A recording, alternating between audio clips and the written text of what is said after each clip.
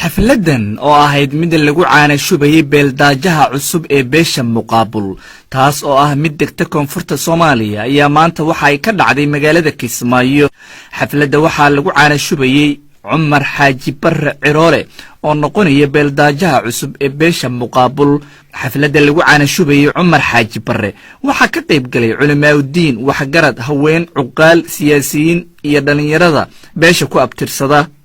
beeldaajaha cusub ee beesha muqaabul Cumar Xaaji Barre ayaa waxa uu bedelay beeldaajihii hore Faarax Bedel Ducaale. qaar ka mid ah dadka ka hadlay xafladdaas caanashubka ahayd ayaa waxa ay ammaan ku hagoogeen beeldaajaha cusub. aad ayaan u faraxsanahay maanta farxadeedana lama koobi karo. waxaan aad ugu faraxsanahay adeerkay Cumar Barre oo laga dhigay sagaale oo loo caleemo saaro lagu caanashubay.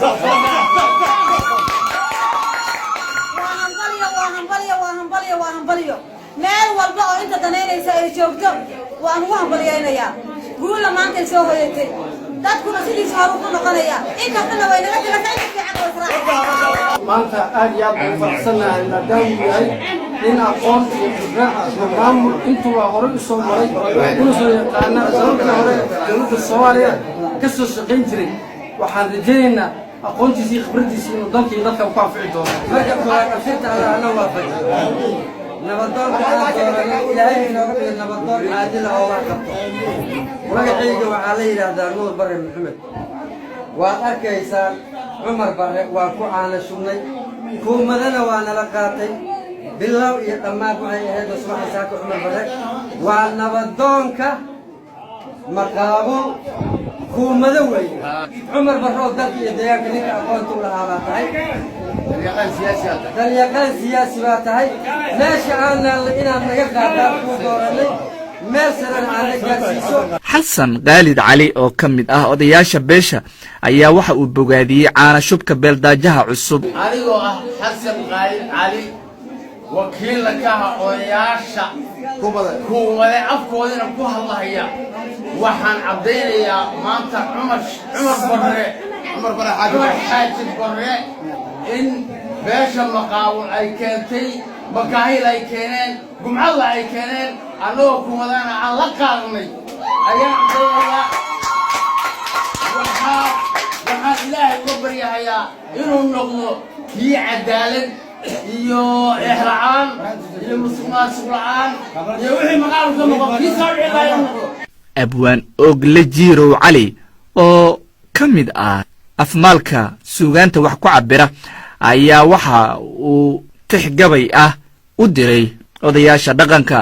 dacwadiya difeetay wadaan sharaf ma doonaane ilaahayow ducada noo cajiib durugtay hawshiya dalka noogu soo celi rabbow dowlad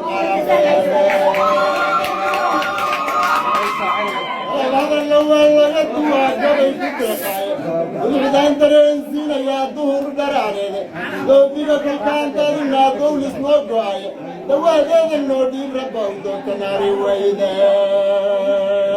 dallayda waa gabay dadwankada dhigisiiya diiwaanka baaldahab ma suraysaan u darajeeye midka daran diyaar baan ka dhigay dogobyo waaweyne ilaahayow ducada noo cajiib durugtay hawshiya dalkaan noogu soo celi rabbow dowlad qarameede dallayda waa gabay dadwankada dhigisiiya diiwaanka baaldahab ma suraysaan u darajeeye midka daran diyaar baan ka dhigay dogobyo waaweyne u dulqaada maasada qalbigu way u daadegiyeen waa laga duwaa gabay ku deeqa. ugu dambayn beeldaajaha cusub ee beesha muqaabul Cumar Xaaji Barre Ciroole ayaa waxa uu ka codsaday waxgaradka iyo ka qaybgalayaasha xafladda lagu caanashubayay maanta joogay in ay alla uga baryaan xilka culus ee loo dhiibay in alla uusan ku ceebaynin.